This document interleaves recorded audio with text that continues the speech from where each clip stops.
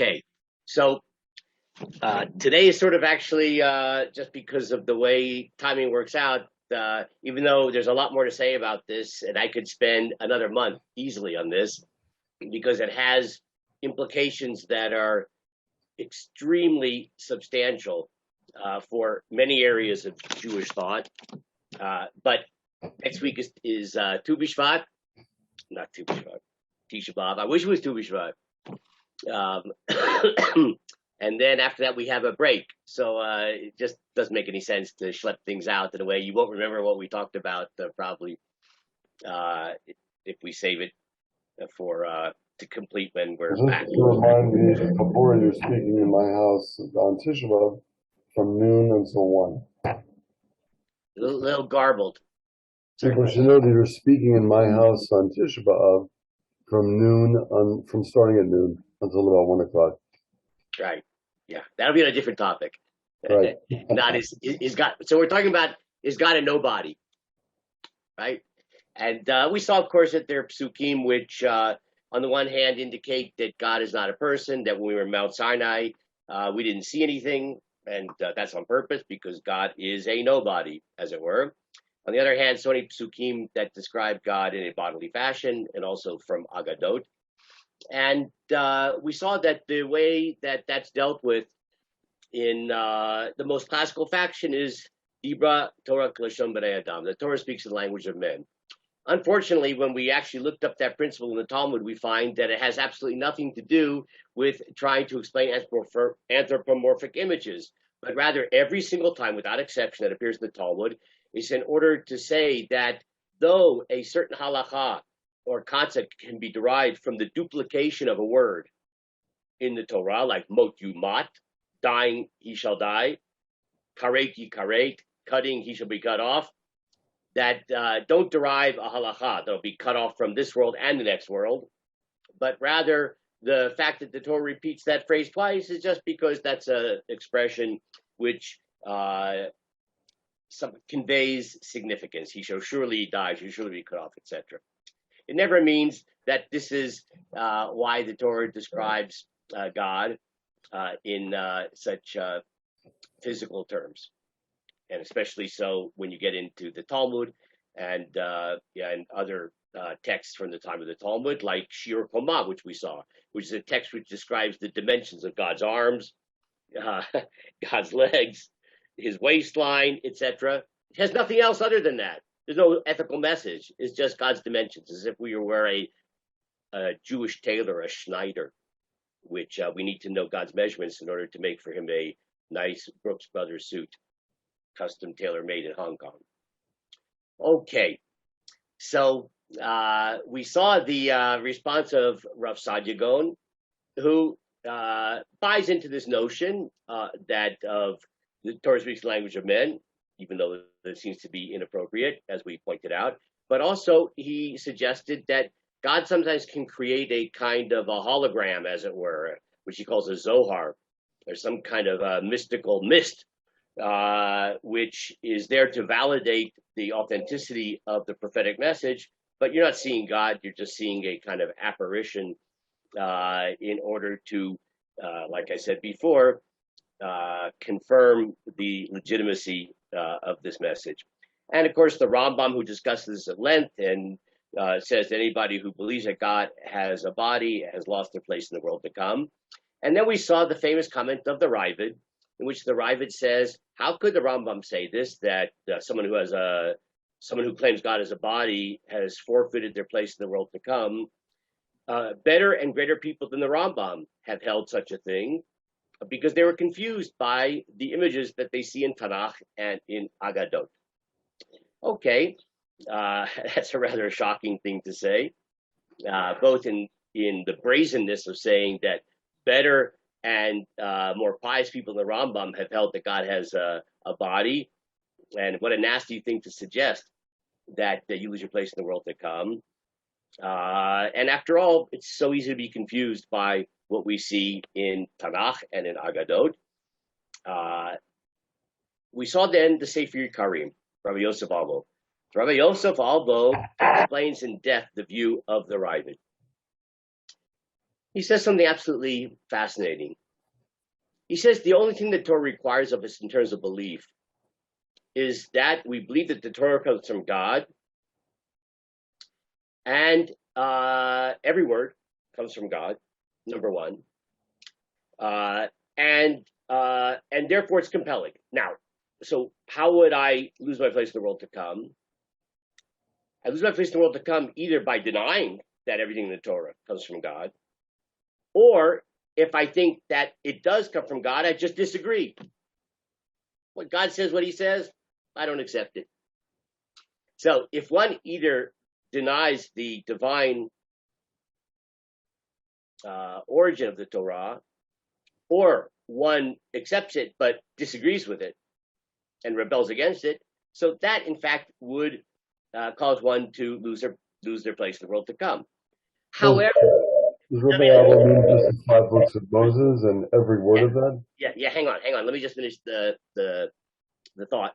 However, if somebody were to accept the divine authorship of the Torah and simply misunderstand the meaning of a certain phrase, they think that that's what God is telling you, and they made a mistake. That's a mistake. So people are held responsible for mistakes.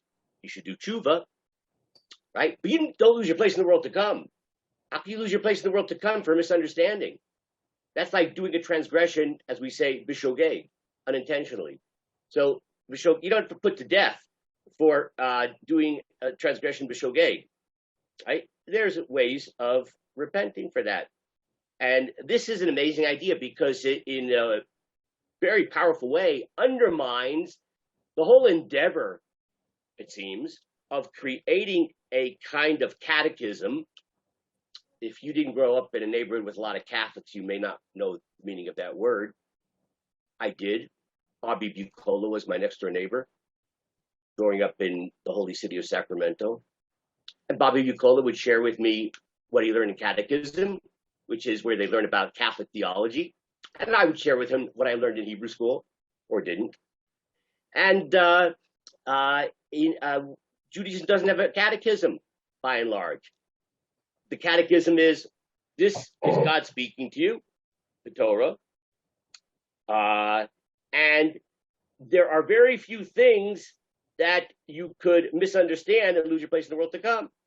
Right? There are things that are true, but if you misunderstand, you could still be a good, pious Jew, and even a great Jew, even better Jew than the Rambam. It's just you're confused. Okay, it happens. We make mistakes. Fine. So that is, we actually didn't finish the Albo last time, but I just basically summarized his entire point here. And he says that's what the Ravid was saying. Right? He explicitly mentions the Ravid. Right? That the Ravid is just saying that, how dare you consign to hell somebody who's not a great philosopher like you, Mr. Rambam. Not everybody is on your intellectual level. So you're going to throw them into hell? And just one more point and then open up for any comments or questions. I think we saw last time, the rather humorous, comment of the Koznitzer Magi, where he said that when the Rambam wrote what he wrote, myriads of souls that were in paradise, in the Garden of Eden, were all of a sudden consigned to hell, because the Rambam paskined that if you think God has a body, you're going to go to hell. So all these souls who were in heaven, because they're very pious Jews, they just made a mistake about certain ideas, misunderstanding, they now are in hell. And luckily, they were, when the Ravid wrote what he wrote, they were redeemed from hell. He also happens to mention that unfortunately the Rambam at that point when he wrote this didn't have access to Kabbalah, but later in his life the Rambam did have access to Kabbalah and of course repented of his rather impatient, haughty and elitist views about who could access the world to come. Okay, so that's Rabbi Yosef Albo and the view of the Ravid, and I actually think probably the view of the majority of the Rishonim. Comments or questions? Yeah, when the Albo refers to the Torah, does it mean the 5 books and every word, or could you say even the last psukim that we learned on the Ibn Ezra, all those other secrets, could that be revealed just to a Navi, and so that counts as the word of God, even if Yeah. it wouldn't be the classical approach, let's say? Okay, so the notion of the last 8 psukim being from Yehoshua, so it's interesting. I don't think that Rabbi Yosef Albo cares so much whether the Navi through which God's word was communicated was Moshe or Yehoshua, because the only thing that really matters, it's word for word, the wisdom and will of God. Yeah. Any other comments or questions on anything we said so far? Okay.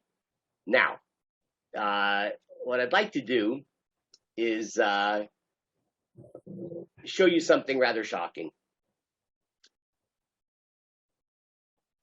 There was one of the Balei Tosfot. So we're talking about the few generations after Rashi in France and Germany, who were influenced by Rashi's approach towards the Talmud. Tosfot, anybody learned any Gemara? It's on the side of the page. One of the Balei Tosfot is named Rabbi Moshe Taku. Rabbi Moshe Taku, 1250 to 1290. Now, this raises really interesting issues. Number one,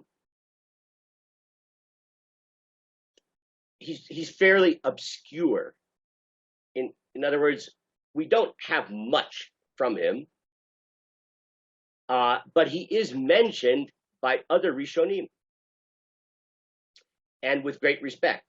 It's just that, for whatever reason, history did not look fondly upon him, and whatever he wrote, most of it was lost. But we do have some of his writings. They were found just about 100 years ago, a little bit more. And it's shocking, because this is an honored member of the school of Tosfot. Let's take a look what he says. Now, these are excerpts from what he says. I was able to find from, I don't know how many of you know Rabbi David Sedley. So in any case, he's a colleague actually of my wife's, working at in 5 Blocks, the company she works in. So he actually makes an honest living, but he's also a scholar. And he wrote a really interesting article about this whole issue. I'll talk about it in a minute. And he translated some of the small amount of writings that we have from Rabbi Moshe Taku. See, up here, this is from Rabbi Menachem Kasher, excerpts from Rabbi Moshe Taku's writing. Maybe I just say a quick footnote on that. There was a Ger Chassid, Rabbi Menachem Kasher, and he had a project to record basically everything written on every pasuk in the Torah. And he called his work the Torah Shlema, complete Torah. It's a big project. He didn't finish it. But I think he has people who have continued the project now, many, many huge volumes. So part of it is he just assembles sources that deal with each pasuk in the Torah in an exhaustive fashion.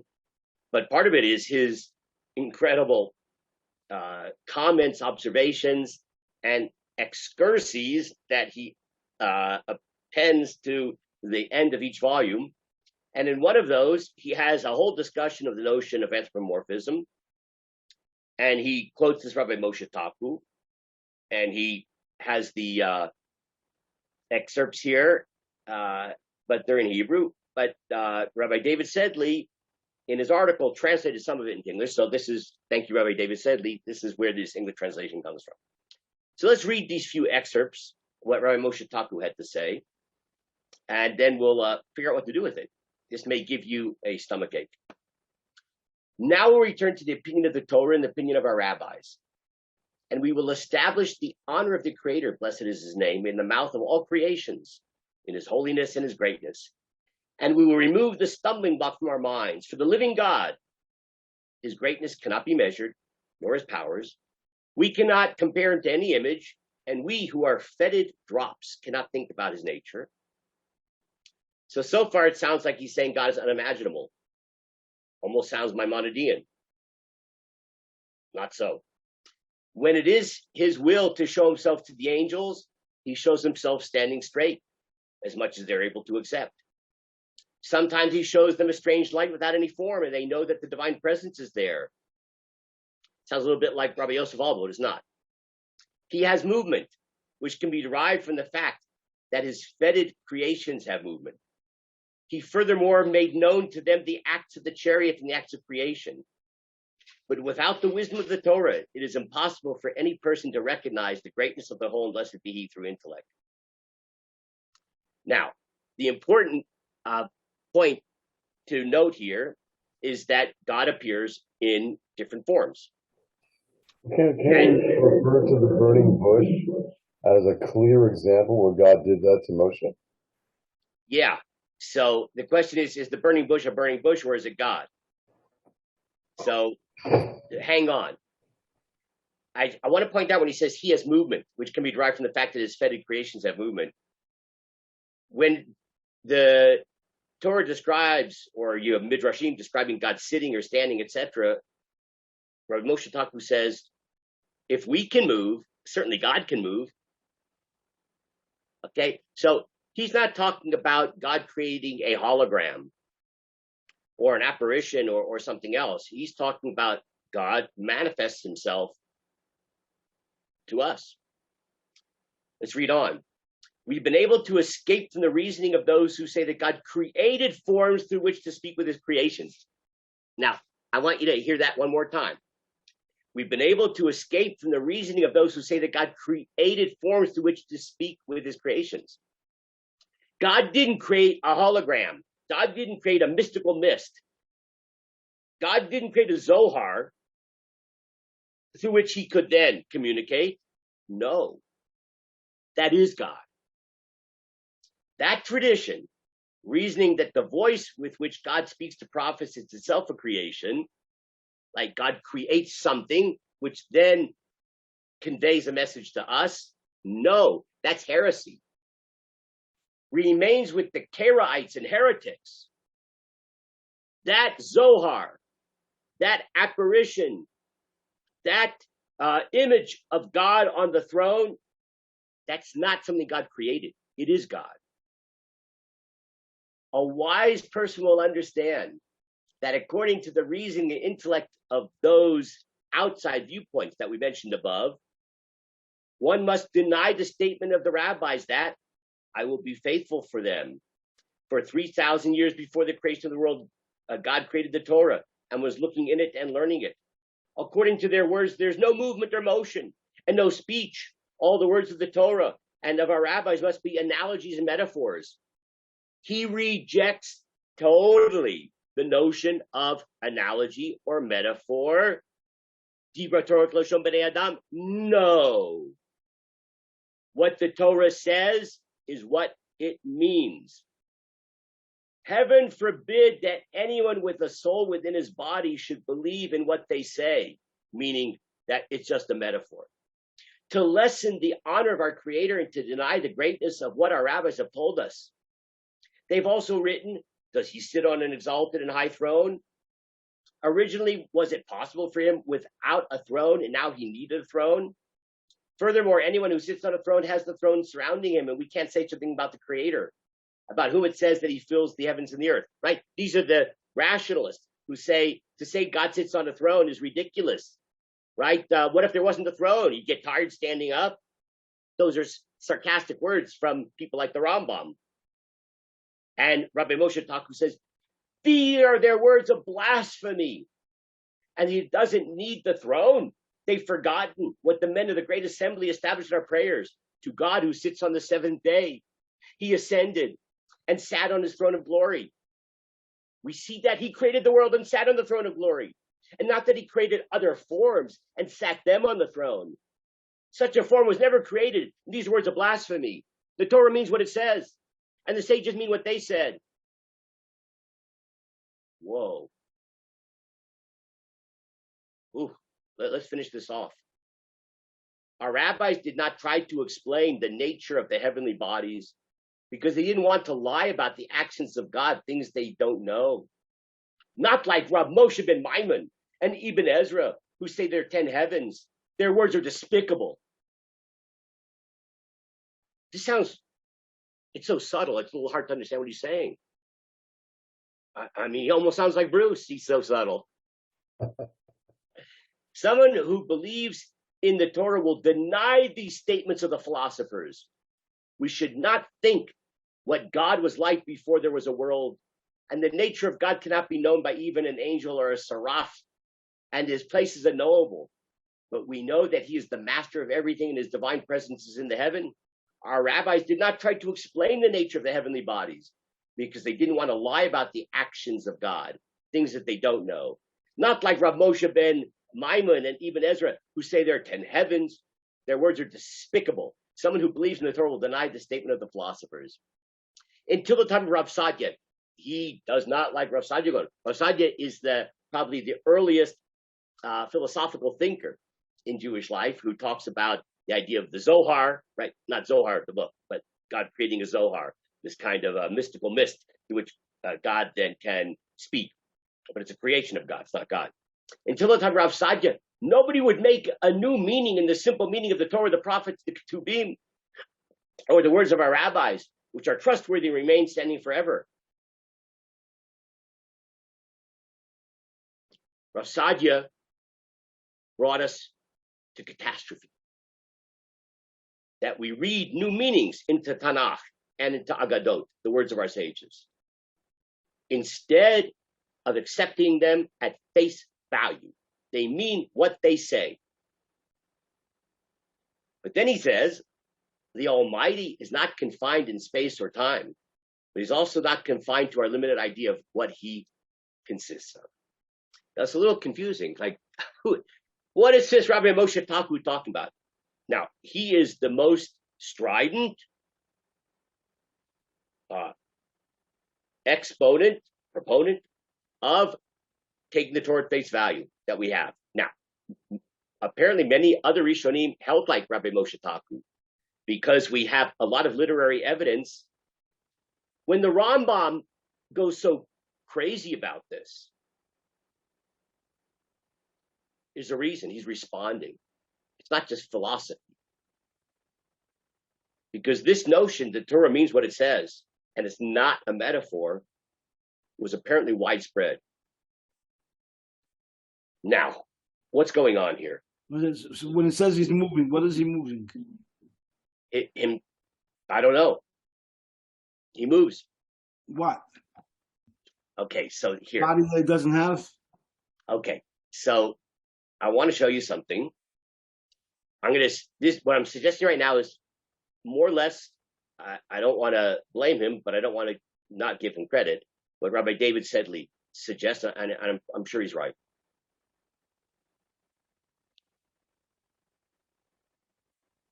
Do you notice how he says things that sound a little contradictory? In that last sentence here, the Almighty is not confined in space or time. You see, if you say that he moves, doesn't that sound like he's confined? Because if he's over here, and then he moves to here, doesn't that mean that if he's here, he's not there?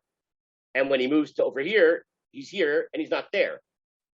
So isn't that, if you think of that at face value, that he moves, doesn't that mean that God is not limited? God is not limited in space or time. Yeah, so if you say he moves, that I think that implies he's limited. But then he says, but he's also not confined to our limited idea of what he consists of. So I want to share with you what Rabbi David Sedley seems to think.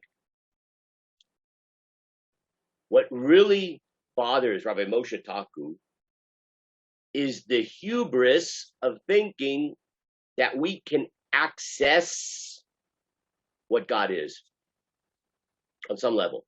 That philosophical thinking gives us the tools to arrive at some type of truths about God. Rabbi Moshe Taku believes that philosophical thinking is poison. It's foreign to Judaism. It's deadly poison to the Jewish mind and body. Is he right? I mean, Okay, well, hang on. Let me just finish the thought. That means that philosophical premises that there must be a prime mover who moves but is not moved and therefore cannot have any limitation and no needs, etc. Ridiculous, more than ridiculous, hubris, arrogance, and foreign. Now, so therefore, what does the Torah mean? It means what it says. Now, what does that mean? We just have to humble ourselves in simple ignorance to say we're human beings. This is not something we can understand, and don't try. Because when you try to understand it, you're going to have to borrow tools which are alien, which are foreign to the spirit of Torah. And then you're going to impose upon God logical structures which have nothing to do with the reality of God. These logical structures that come from alien sources, foreign sources. And you're going to make God fit into these human constructs. The Torah means what it says. Now, if I don't know what it means that God moves, okay, whatever. Live with it. Now, I just, before you ask questions or comments, I want to just share a few comments about this.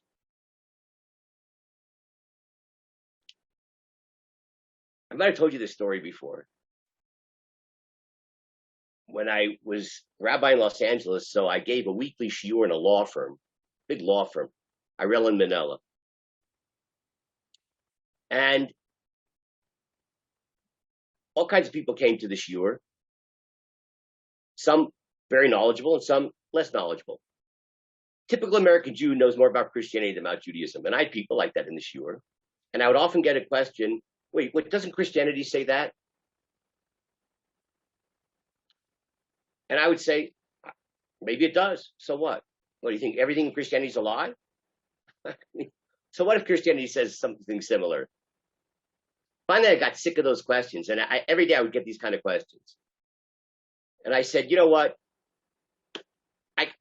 I'm not an expert in Christian theology, but give me a few days.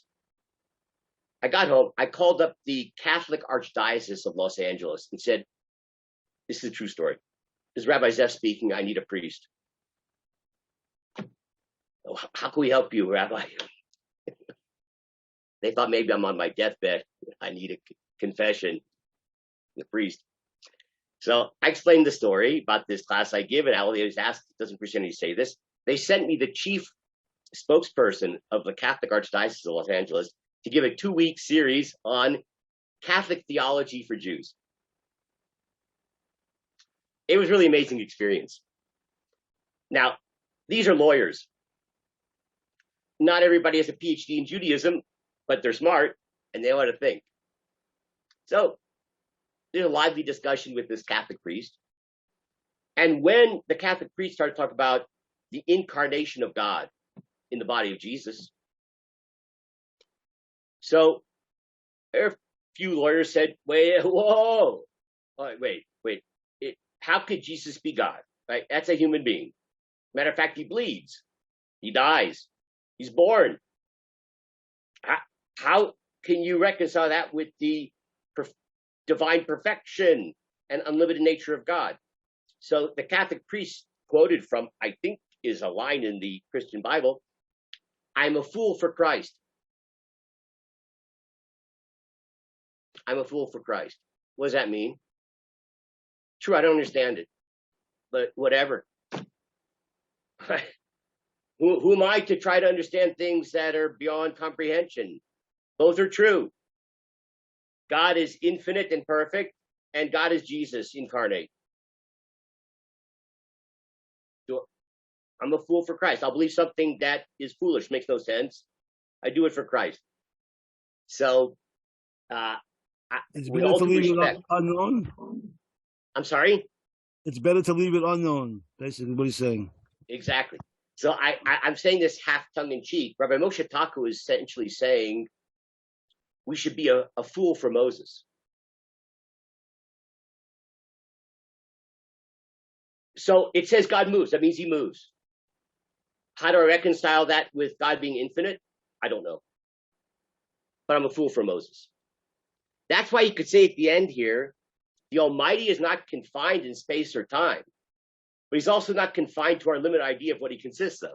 Right? Like, God is perfect, it's true, but he's also, and he's unlimited, but he's also not limited by human constructs of logic. So it says what it says. It's true at face value.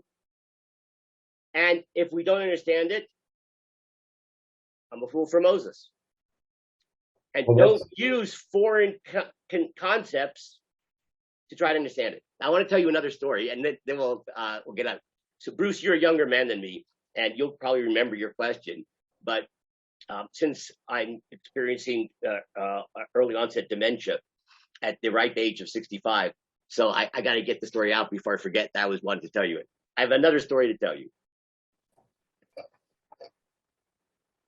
So when I was 18 years old, you'll see what, I'm just not rambling here. You'll see why it's relevant. So I had the privilege of a very long personal discussion with Rabbi Mordechai Kaplan. I don't know if you've ever heard of Rabbi Mordechai Kaplan. He's the founder of Reconstructionist Judaism, a very radical theology. He reconstructs Jewish theology and Jewish practice. And I was in Israel at the time at Hebrew University, and I met a relative of his, and I was able to arrange to go to his house. I had this whole several hour long discussion with him. And he defined for me his concept of God, which is a very rational, definable concept. He told me, by the way, how he came up with his Reconstructist ideas. He said that he was on the faculty of the Jewish Theological Seminary, of course. He handed out a survey of rabbinical students listing the 13 articles of faith, and he asked each rabbinical student to check the articles of faith that they believed in. He got back the results and he said, this is the future rabbinic leadership of America, and they don't believe in Maimonidean 13 articles of faith. So we have to reconstruct Jewish belief in a way which reflects reality, the way we actually do conceive in this modern scientific age of God, etc. So after this discussion with him and how he defined exactly what God is, I said to myself, someone who could define what God is in such a precise way, so obviously God is a figment of his imagination. I mean that literally. He made up, Rabbi Mordechai Kaplan made up a definition of God. So God is a figment, that God at least is a figment of his imagination. And I walked out of there saying, well, any thought of becoming a Reconstructionist rabbi is not going to work. I'm out of here. But it was great. He gave me one of his books. He signed his book.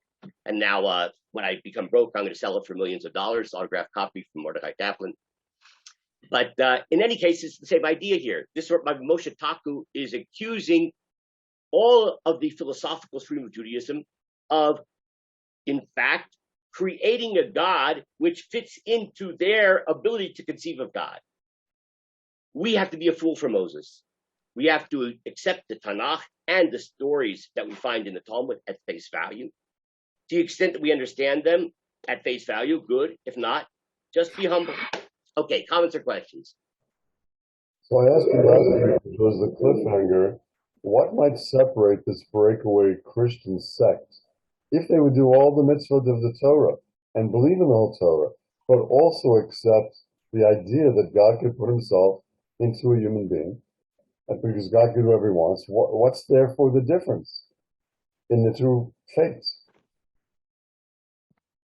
I don't have an answer. I have something else. Don't we all make up what God is in one way or another? There's so many different definitions and stuff. We all, at the end of the day, we make up our own decisions. Yeah. So the only thing you could say is that the only thing I can understand is what's God's will, right? Shulchan Aruch, right? Like, so I'll be a good Jew. I'll do what it says. But to understand the nature of God, that's whatever it says in Tanakh or in the sages. If I don't understand it, I don't understand it. But what God wants us to do, that's something we can understand. And so that there should be some, I would not say we all make up, that concept in terms of God's will. In terms of God's will, because it's formulated in behavioral terms that are then codified, etc. So that hopefully we can get some kind of sense of consensus about God's will, even though there's obviously a certain amount of leeway even in that. Yeah, I don't have an answer. And I wonder, therefore, if the division was political more so than theological. Well, they ran off to when the wars were Rome. They came back afterwards. But it sounds like this breakaway sect could have been simply a sect of Judaism. It certainly was in the beginning.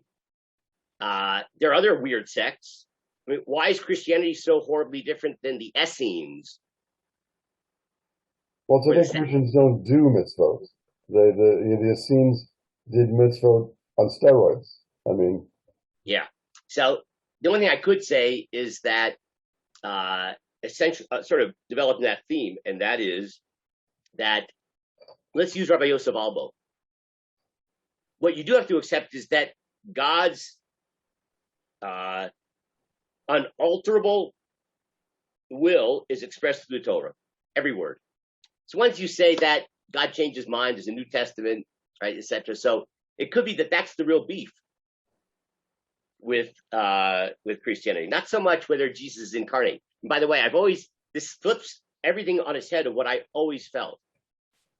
When I was a kid with Bobby Bucola as my neighbor, so if someone were to ask what's the difference between Christianity and Judaism, I think ignorantly people would have said, the difference is whether Jesus is the Messiah or not. That's not true. That's certainly not true. So when I became a little bit more mature and educated, I said the real difference is whether or not God is incarnate. Could God be a human being? Jesus is divinity. If you think Jesus was the Messiah, he's just a person. Bar Kokhba was also the Messiah, just a person. Shabtai Tzvi was the Messiah, just a person.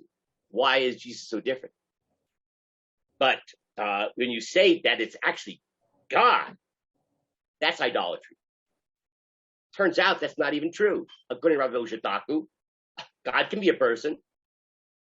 We're a fool for Moses. Now watch this. This is shocking.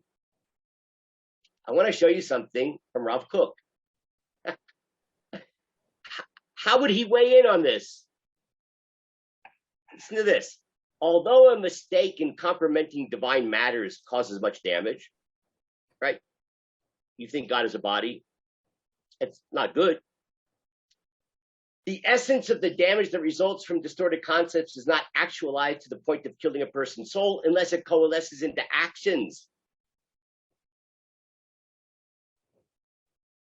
But as long as the mistake remains in its intangible form, does God have a body? Yes, no. It's a intangible, abstract discussion. But as long as it's in that level, there's no essential uprooting. You can still be a Jew, and even a good Jew. In saying this, we are close to the view of the Ravid. Unbelievable. Rav Kook says, I'm on the Ravid side, not on the Rambam side. Who criticized the Rambam for calling a person who believes in the corporeality of divinity a heretic. And we can agree that as long as this person who corporealizes divinity does not make a statue or image, and thus has not completed his thought into action, so that it remains only in this realm of spirit, this cannot be classed as uprooting and abandoning our religion. Did you hear what he just said? As long as you don't make an idol and bow down to it. If you think God is a body, you can still be a good Jew. You may be mistaken. on a certain philosophical point, but you are still a good Jew. And it's only when it reaches the level of being of action, in which one does things the Torah prohibits, that's the difference. So now everything is flipped on its side, on its head. What's the difference in Christianity and Judaism? It's not whether Jesus is the Messiah or not. And it's not whether God could become a body or not. It's observance. As long as you are a good Jew on a behavioral level, then you're a good Jew. If you believe in the wrong things, then you're mistaken. But you can still be a good Jew, yes. Haven't we often heard before that where Christianity is creed, Judaism focuses on the deed? The creed is almost irrelevant. The deed is what counts. Isn't that what he's saying? Yes, and I always hated that attitude. And I always thought it was a distortion until I started to do this research. And it's shocking. It's shocking. Because it means that someone in the shul who believes in Jesus, if he would, but who sits us out, big kippah, does everything, really shouldn't be kicked out and should be counted in the minyan. I would say as long as he says that the Torah is God's word, and we have to do a little bit of gymnastics. You'd have to, I think, get rid of, I don't know exactly what you do about the so-called New Testament, right? Because you can't say God, decided to give us a new set of laws. So you have to sort of be a first century Jewish Christian. There's no such thing. They didn't have a New Testament yet. They didn't write it, right? You're Paul, right? You believe God became incarnate as Jesus, and you're a 100% observant Jew. It's more Peter than Paul. Peter, whatever, right? Well, I don't know about Paul. Whatever, we can argue about. I don't know enough about it. I'll call the Catholic Archdiocese of Los Angeles and ask them for examples. Okay. Regarding the faiths that move away from the totality of the Torah, here he says explicitly, such as the Christian and Muslim faiths, the essence of their poison does not lie in their concept of divinity, which differs from that which is correct according to the foundational light of the Torah. It may be mistaken, but that's not the essential point. But in the fact that the result is the destruction of the practical commandments and the eradication of the hope of the nation of Israel for its complete revival, that redemption, etc. That's unbelievable.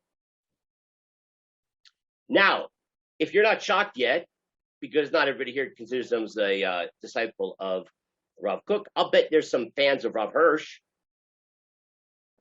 Watch this.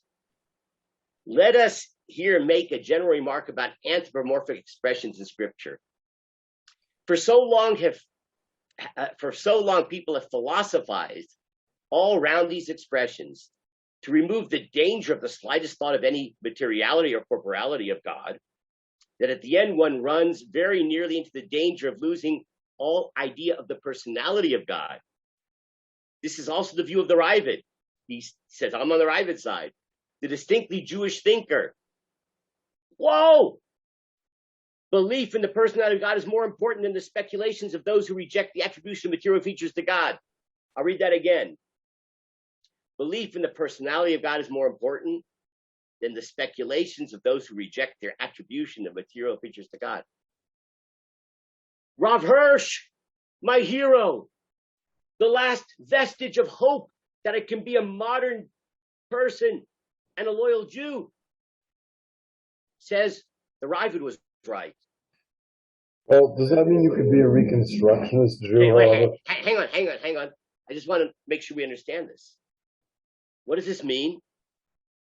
Look, notice how he says, there's also a view of the Ravid, the distinctly Jewish thinker. You realize that's called in Yiddish a shtuch. Because the Ravid is responding to whom? The Rambam. The Rambam. So if the Ravid is the distinctly Jewish thinker, what's the Rambam? He's out. A goyish a cup. Well, as a philosopher, he's bringing outside stuff. A goyish a cup. Exactly. You know, the Gra, the Vilna Gaon, said the same thing, by the way.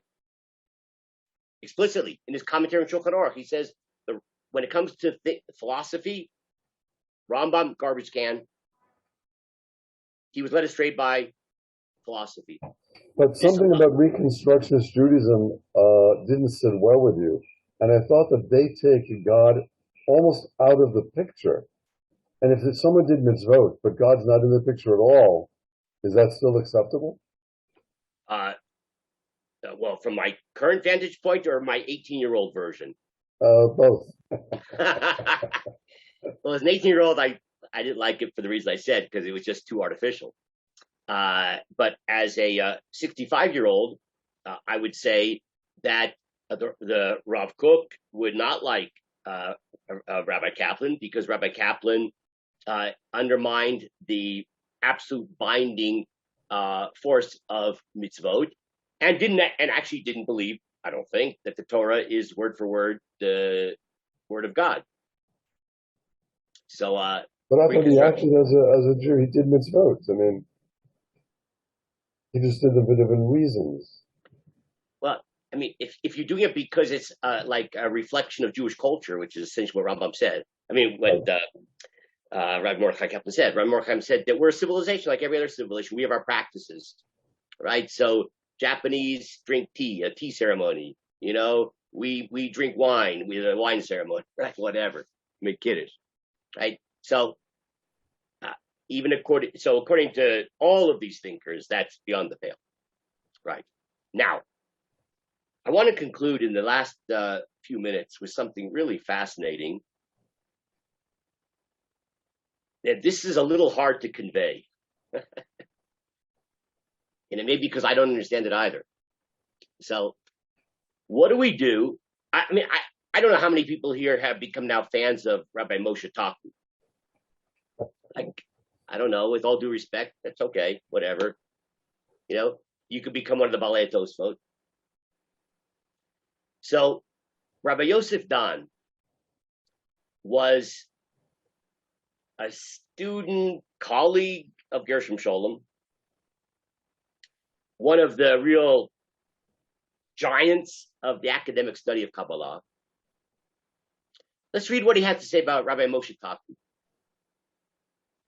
Taku insists on a literal acceptance of the prophets' descriptions of their visions, as well as the anthropomorphic references to God in Talmudic Midrashic literature. He certainly does, right? Literal acceptance of these descriptions. He does not do so because of his belief in the literal veracity of these descriptions. He only insists that they represent the maximum that can be conveyed concerning God's essence and appearance, and that any further inquiry cannot lead to valid conclusions. So that's more or less what we said, I think. No, that didn't seem to be what he was saying. Go ahead. Here he says it's a figment of his imagination.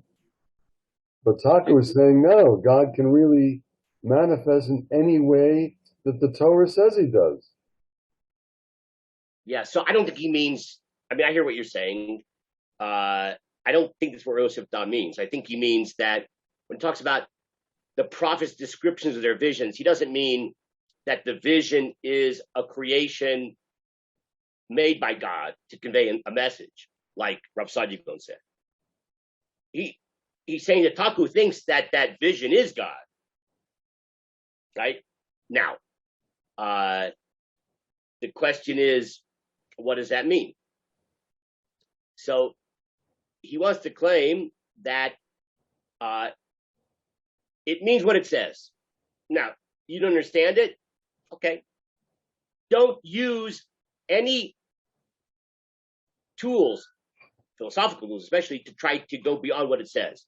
And in the plain meaning is mysterious, it's mysterious, period. Just leave it.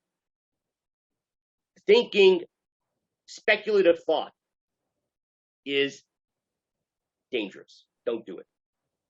Let's read a little bit more. God chose to reveal to us in the scriptures whatever is found in them, right? Face value. Man should be satisfied with that. Fool for Moses, and ask no more questions. It is not that Rabbi Moses Taku believed in an anthropomorphic God. Most probably he did not. So this is a little confusing, but Professor Don says here, right? He doesn't think Rabbi Moshe Taku actually believes that Jesus I mean, certainly doesn't believe that, but let's say Jesus is God. Like, no, that's probably not true. So what does it mean when Ezekiel saw God on a throne, or in the Torah itself, when God is sitting on a throne and there's the sapphire brick at his feet? That's in the Torah.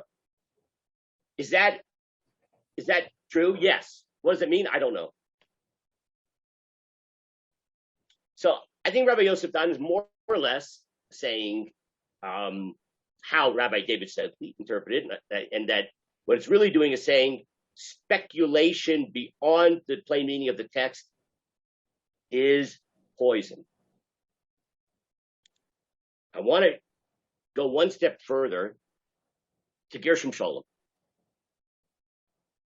This is where I think I know what he's saying, and if you'll explain it to me if I don't understand it. Remember Shir Komah? That's the work that seems to come from Second Temple Times, which describes the dimensions of God, how long his arms are, how long his nose is, legs, etc. These texts, Shir Komah, exude a sense of the world beyond. It's very fancy English here, by the way. A numinous feeling emanates even from these enormous, seemingly blasphemous numbers, right? In Shir Komah, it gives all these numbers describing God's dimensions, and they're very big. And from the monstrous series of names, there's all these names that are given in Shir Komah. We saw those that describe God's body parts. You know, his leg is 150,000 million miles long. I don't think it's such a number. And it's called blah, blah, blah, blah, blah, blah. So it says in Shir Komah. That's what we're referring to here. God's majesty and holiness, the form of the celestial king and creator, assume physical shape in these numerical proportions. What moved these mystics was not the spirituality of his being, but the majesty of his theophany. Rabbi Ishmael, this is in Shir Komah, which is attributed to Rabbi Ishmael, re-experienced Isaiah's vision. I saw the king of the king of all kings sitting on a high and towering throne, and all the hosts of heaven stood before him at his left and at his right. But it is not the words of prophecy that reach the initiate here. Instead, the highest of all archons show him the dimensions of the shape appearing in this vision and of all its individual physical parts, from the sole of his feet to his beard and brow of God. In reality, though all measurements fail, and the strident anthropomorphism is suddenly and paradoxically transformed into its opposite, the spiritual. Suddenly, in the middle of a description of one of these fragments, we read, and this is from Shir Komah, the appearance of the face is like that of the cheekbones, and the appearance of both is like the shape of the spirit, and the form of the soul, and no creature is able to recognize it. His body is like chrysolite. His brilliance breaks tremendously out of the darkness. Clouds and mists surround him. All the archons and seraphim vanish before him like a drained pitcher. That is why I have no measurement, and only names are revealed to us. That's a quote. Now look what he says, and then we'll try to figure out what Gershom Scholem is saying. It's hard. Indeed, this ancient author is very chary with numbers, but all the more generous in listing the secret names of these parts in the language of purity.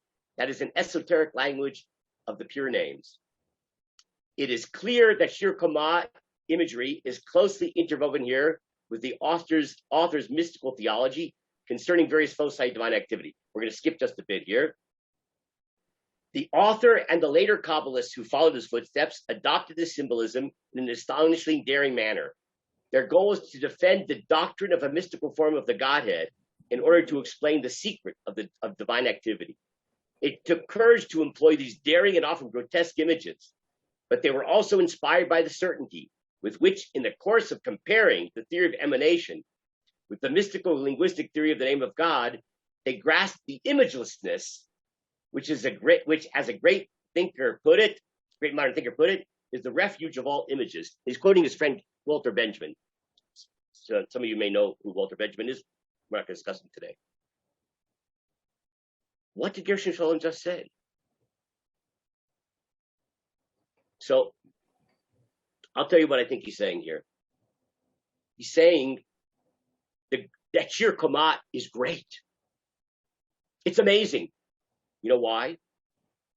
Because in order to explain the secret of all divine activity. Because if you are a Maimonidean purist, God risks becoming utterly irrelevant. So what is the option? We bring God into forms that we can relate to, but not relate to. That is why, according to Gershom Scholem, it uses these fantastic numbers. You know, God is billions and billions and billions of miles tall, and billions and billions and billions of miles are his legs, etc. It's a way of evoking an image, which is the refuge, or the images. It's the way of conveying imagelessness behind all images. That's quoting Walter Benjamin. In other words, these fantastic anthropomorphic images are there in order to convey the fact that God is attached to us, but beyond. That every work of art, see, Walter Benjamin was an art critic. And he wanted to claim that every work of art is an image which hides or expresses that which is imagelessness. And that's God. God is described with images, and those images express and connect us to the imagelessness of God in his essence. Because if we don't do that, then the secret of divine activity is lost. God is irrelevant. And there's a great article I read in which he claimed that Gershom Scholem, who's normally considered to be a historian, should be viewed as a philosopher who was trying to deal with the eternal question of how does an infinite, wholly transcendent God have anything to do with this very physical, limited, finite world? And that the Kabbalistic attempts at conveying God in images that are material and physical are this immensely significant bridge between the image and the imagelessness at the essence of God, and thereby bringing God as a real presence in our lives. And that's what, in fact, what Hirsch was saying in his own way, right? That if you become too Maimonidean, where's God's personality? Where's God who loves us? Where's God who has compassion? Where's God who cares? It's just an abstraction. And therefore, whatever risks are involved in anthropomorphic images, those risks are minute compared to the risk of God becoming irrelevant. And with that, we have concluded this rather comprehensive discussion of, is God a nobody? Comments or questions? Is this like a mathematician trying to take the infinite and write algorithms to make it finite in ways to understand the infinite? But at the end of the day, it sounds like, from Mordechai Kaplan's perspective, he also is trying to materialize God in some fashion in his own imagination as they are here. They're making up something they can relate to, because if not, God is too ethereal. He disappears. Yeah. Okay, so let's put aside all the halachic issues, with Mordechai Kaplan, just in terms of like defining God. So I think what he's suggesting here is that even Shir Koma, and we saw this also in Moshe Taku, by the way, how he says things that seem to be in inner contradiction. Like, God is very concrete, but we can't understand God. We're a fetid drop, right? In other words, as long as the image evokes the imagelessness of God, yeah. But I wonder if there's an imagelessness in Mordechai Kaplan's image. Is God confined and circumscribed by Mordechai Kaplan's intelligence? And I don't know.